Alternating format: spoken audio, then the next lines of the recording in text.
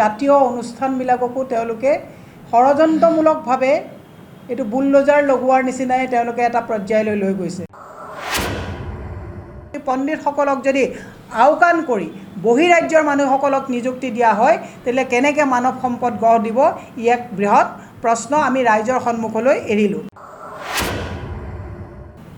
যে এইখন চৰকাৰে জাতি মাটি ভেটিৰ কথা কৈ পেলাই এওঁলোকে মচনত দখল কৰিছে, কিন্তু কেৱল যে এওঁলোকে ক'ৰবাত শিল সাকোতেই যে এওঁলোকে হাকোটা লগাইছে, বুলডোজাৰ লগাইছে এনেকুৱা কথা নহয়।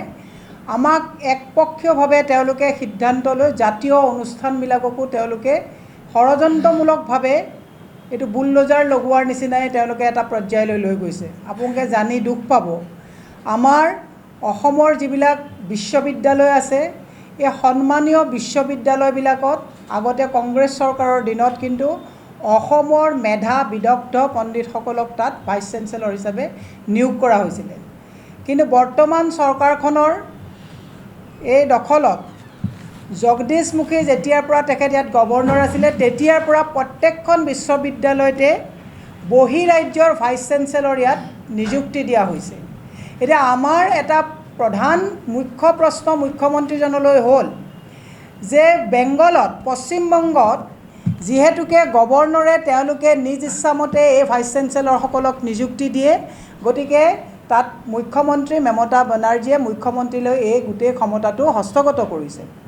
এতিয়া মুখ্যমন্ত্ৰীজনে যদি মানৱ সম্পদ গঢ়িব বিচৰা আমাৰ এই জাতীয় অনুষ্ঠানবিলাকত বহিৰাজ্যৰ পৰা যদি ভাইচ চেঞ্চেলৰ আনি যদি নিয়োগ কৰে, তেতিয়া তেওঁলোকে আমাৰ ইয়াৰ যিসকল অসমৰ মানৱ সম্পদ এইসকলক মানে সম্পদ গঢ় দিয়াত তেওঁলোকে আন্তৰিকতাৰে কামবিলাক কৰিছে নে নকৰিছে, ই এক বৃহৎ প্ৰশ্ন।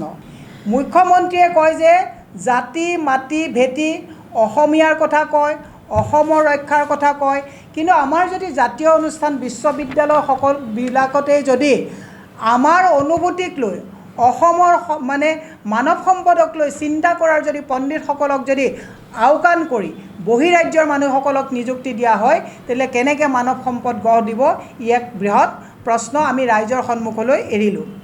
এই কাৰ্য অসমৰ বৌদ্ধিক সমাজৰ বাবে চৰম দুৰ্ভাগ্যজনক। এনে কাৰ্যত অসমৰ মুখ্যমন্ত্ৰী হিমন্ত বিশ্ব শৰ্মাৰ লগতে জাতীয়তাবাদী সংগঠনসমূহৰ নীৰৱতাও মন কৰিবলগীয়া। এই ক্ষেত্ৰত কিন্তু জাতীয়তাবাদী সংগঠনসমূহেও এই ক্ষেত্ৰত নীৰৱতা অৱলম্বন কৰিছে। যোৱাকালি আমাৰ মাননীয় সভাপতি ভূপেন বৰা ডাঙৰীয়াই যিহেতুকে বাগানে বাগানে তেখেতে এটা যাত্ৰা কৰি আছে, তাৎক্ষণিকভাৱে এই বিষয়ত আমাক প্ৰতিক্ৰিয়া প্ৰকাশ কৰিবৰ কাৰণে তেখেতে আমাক নিৰ্দেশ দিছে। আমি সকলোৱে জানো যে কৃষ্ণকান্ত সন্দিকৈ ৰাজ্যিক মুক্ত বিদ্যালয়খন অসমৰ এখন আগশাৰীৰ বিশ্ববিদ্যালয় আৰু অসমীয়া আৰু ইংৰাজী দুয়োটা মাধ্যমত উচ্চ শিক্ষা প্ৰদান কৰে আৰু য'ত বছৰি প্ৰায় ৩৫,০০০ অসমৰ শিক্ষাৰ্থীৰ নামভৰ্তি কৰে। ৰাজ্যৰ অগ্ৰণী তথা উঠি অহা শিক্ষা প্ৰতিষ্ঠান কৃষ্ণকান্ত সন্দিকৈ ৰাজ্যিক মুক্ত বিদ্যালয়ৰ ভিতৰ চৰাটো বৰ্তমান চলিছে চৰম অৰাজকতা।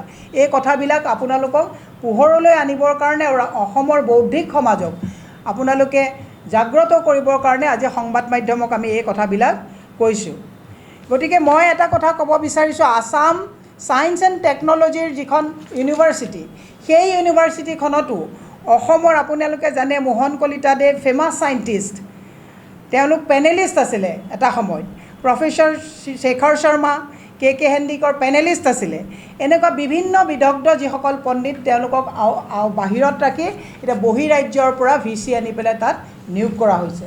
সেইকাৰণে মই বিশেষ দীঘলীয়া নকৰি এটা কথাই বৌদ্ধিক সমাজলৈ লৈ যাব বিচাৰিছোঁ যে অসমৰ মানৱ সম্পদ গঢ়া জাতীয় অনুষ্ঠানবিলাকত আৰু চবতছে ইণ্টাৰেষ্টিং যে তেজপুৰ ইউনিভাৰ্চিটি আৰু আসাম ইউনিভাৰ্চিটি, যিটো অসম আন্দোলনৰ ফচল, য'ত অসম আন্দোলনৰ মানে স্মৃতি হিচাপে তাত প্ৰতিষ্ঠা কৰা হৈছিলে, সেইকেইখনতো আজি বহিৰাজ্যৰ পৰা তাত ভাইচ চেঞ্চেলৰ নিয়োগ কৰা হৈছে। মুখ্যমন্ত্ৰীয়ে খুব ষড়যন্ত্ৰমূলকভাৱে হিন্দী বলয়ৰ ওচৰত অসমৰ গোটেই জাতীয় অনুষ্ঠানবিলাকক চমজাই দিবৰ কাৰণে এটা কৌশল কৰিছে যাতে এই অনুষ্ঠানবিলাক এফালৰ পৰা যাতে মৃতপ্ৰায় হৈ তেওঁলোকে যাতে হিন্দী বলয়ৰ ওচৰত তেওঁলোকে নতুন প্ৰতিষ্ঠান যাতে তেওঁলোকে প্ৰতিষ্ঠা কৰিব পাৰে আৰু অসমীয়া জাতিটোকে অসমীয়া ভাষাটোকে যাতে তেওঁলোকে গল চেপা দিব পাৰে ই এক বৃহৎ ষড়যন্ত্ৰ। ইতিমধ্যে আপোনালোকে দেখিছে প্ৰত্যেকটো জাতীয় অনুষ্ঠান আমাৰ ASTC-লৈকে চাওক গোটেই জাতীয় অনুষ্ঠানবিলাক এফালৰ পৰা তেওঁলোকে মষিমূৰ কৰি আনিছে। মই বৌদ্ধিক সমাজৰ প্ৰত্যেকজন মানুহক আমি পৰ্যায়ক্ৰমে এই কথাবিলাক ৰাইজৰ মাজলৈ লৈ যাম।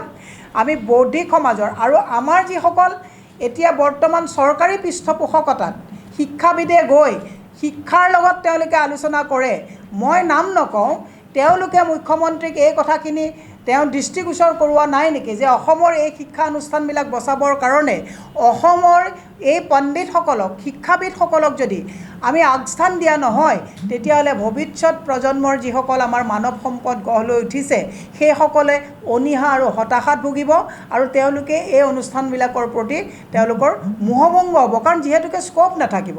আৰু ইতিমধ্যে দেখিছে অসমৰ পৰা বছৰি কিমান ইয়াৰ পৰা ব্ৰেইন ড্ৰেইন হৈছে।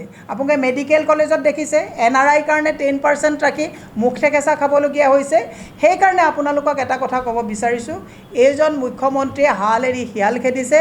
এই মুখ্যমন্ত্ৰীজনে এফালৰ পৰা জাতি আৰু ভেটিৰ নামত প্ৰহসন সৃষ্টি কৰি হিন্দী বলয়ৰ ওচৰত মাটিও দিছে, জাতিও দিছে, এওঁলোকে শিক্ষা অনুষ্ঠানবিলাকো দিছে, হিন্দী বলয়ৰ ওচৰত আৰু RSSৰ ষড়যন্ত্ৰত পৰি তেওঁলোকে আত্মসমৰ্পণ কৰিছে। তাৰ আমি তীব্ৰভাৱেৰে গৰিহণা দিয়াই নহয় নিন্দা দিছোঁ আৰু দাবী কৰিছোঁ যে অনাগত সময়ত বিশ্ববিদ্যালয়ত অসমৰ শিক্ষিত বৌদ্ধিক যিসকল আমাৰ শিক্ষাবিদ আছে তেওঁলোকক যাতে তেওঁলোকে তাত নিযুক্তি দিয়ে তাৰ কাৰণে আহ্বান জনায়।